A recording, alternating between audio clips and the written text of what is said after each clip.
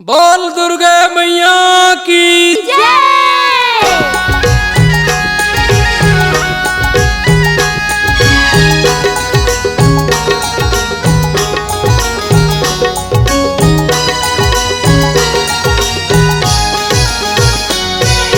डोंगेरी के खलहे दाई पहाड़ी के ऊपर वो डोंगेरी के खलहे दाई पहाड़ी के ऊपर वो आवे वो दाई तोर मंदिर है वो आवे वो दाई तोर मंदिर है। मैं आहूँ वो जननी तोरे दरस पाए बर मैं आहूँ वो दुर्गा तोरे दरस पाए बर। डोंगरी के खलहे दाई पहाड़ी के ऊपर वो डोंगरी के खलहे दाई पहाड़ी के ऊपर वो हावे वो दाई तुर मंदिर हावे वो दाई तुर मंदिर मैं आहूँ जननी तोरे दरस पाए बर मैं आहूँ दुर्गा तोरे दरस पाए बर।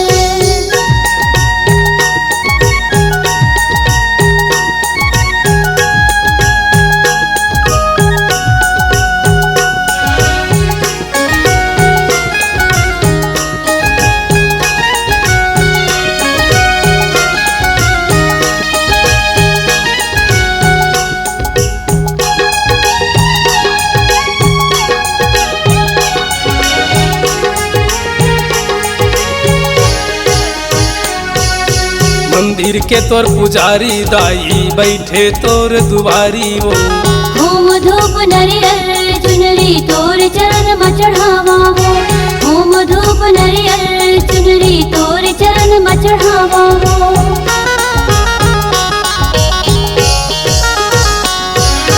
मंदिर के तोर पुजारी दाई बैठे तोर दुआरी वो होम धूप नरियल चुनरी तोर चरण में चढ़ावा हो होम धूप नरियल चुनरी तोर चरण में चढ़ावा हो।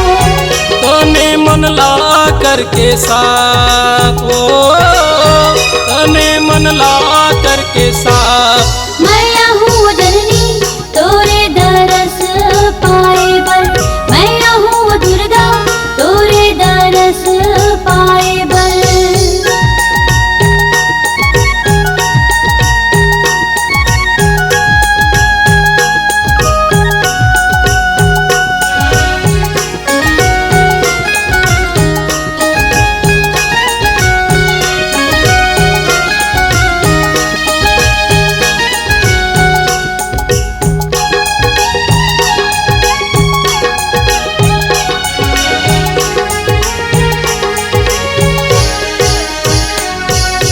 नौ दिन के नवरात्रि दाई जुर्मिल जोत जलाए जौन तुर मेर मांगिन दाई तौन चिपल ला पाइन हो जौन तुर मेर मांगिन दाई तौन चिपल ला पाइन हो।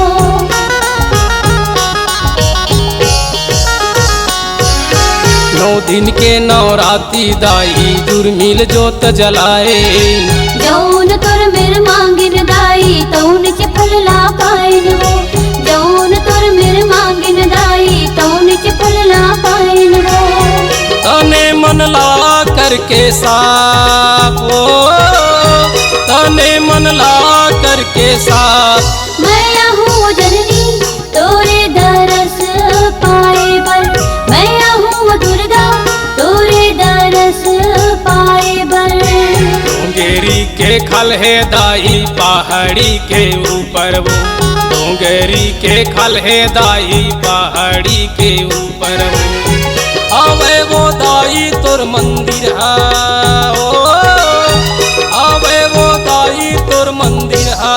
मैं आहूँ जननी तोरे दरस पाए बर मैं आहूँ दुर्गा तोरे दरस पाए बर मैं आहूँ वो जननी तोरे दरस पाए बर मैं आहूँ दुर्गा तोरे दरस पाए बर मैं आहूँ वो जननी तोरे दरस पाए बर।